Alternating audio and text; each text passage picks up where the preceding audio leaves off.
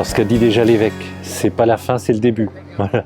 Donc sérieusement, oui, un pèlerinage, ça a une date de fin, mais en fait ça se termine pas. Un pèlerinage, c'est le début de quelque chose qui nous a été offert, c'est une découverte. Un pèlerinage, c'est toujours quelque chose qui nous permet de changer. Ça change nos habitudes, ça change nos manières de vivre, c'est un déplacement, c'est de la fatigue, et donc c'est tout à fait autre chose que la vie de tous les jours. Ça nous laisse aussi le temps aussi de réfléchir sur notre vie, sur notre foi, et tout ça, ça fait des déplacements. Quand on revient, c'est maintenant qu'on va peut-être commencer à réfléchir aux fruits de ces déplacements, aux fruits du pèlerinage. Donc ça commence.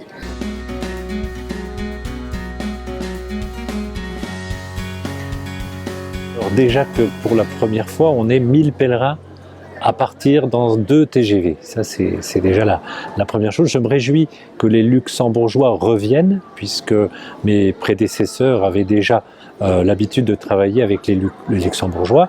Pour tout un tas de raisons, ils ne sont pas revenus pendant quelques années. Et là, on recommence. Donc c'est vraiment très sympathique. Et puis, fraternellement parlant, c'est quelque chose de tout à fait positif. D'autant plus que cette année, en plus des Luxembourgeois, nous avons la chance aussi d'avoir les pèlerins de la Meuse.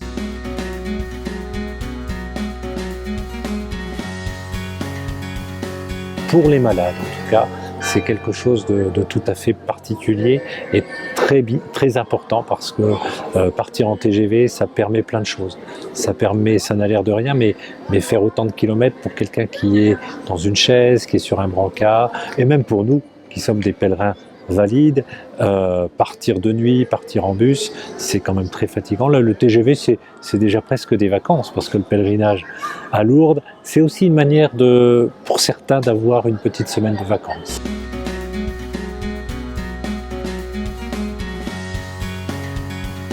On pourrait dire que c'est toujours la même chose, on a toujours le même programme, on a toujours les mêmes célébrations. Eh bien non, c'est jamais pareil, il y a tous les jours autre chose, il y a quelque chose qui se vit avec les gens. Parce qu'un pèlerinage, c'est des pierres vivantes. On vient ici à la grotte, mais ce sont des pierres vivantes qui viennent à la grotte. Et donc il y a cette fraternité. Dans une société où on ne parle pas d'amour, plus personne ne parle d'amour, ici je crois vraiment qu'on parle d'amour. Voilà. C'est l'amour de l'autre. Voilà. Il se vit tous les jours, les gens sont là, ils se sourient. Et dans un monde, quand on est à Metz, quand on est dans d'autres villes, on se croise, on ne se sourit pas, on ne se dit pas bonjour. Ici on se sourit, on se dit bonjour, on discute ensemble. Et puis si quelqu'un a un problème, on est tout de suite là pour l'aider. C'est une belle expérience de vie, c'est une belle expérience de foi. C'est peut-être ça aussi d'être chrétien, c'est peut-être ça qu'on vit ici. Qu'est-ce que ça serait bien de pouvoir l'exporter en repartant à la fin du pèlerinage à Lourdes.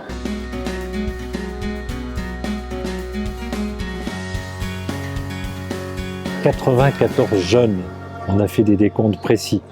On n'est pas là pour faire du chiffre, peu importe. Je crois que ce qui est intéressant, c'est de voir qu'il y a des jeunes, aujourd'hui, qui sont capables de s'engager dans un service.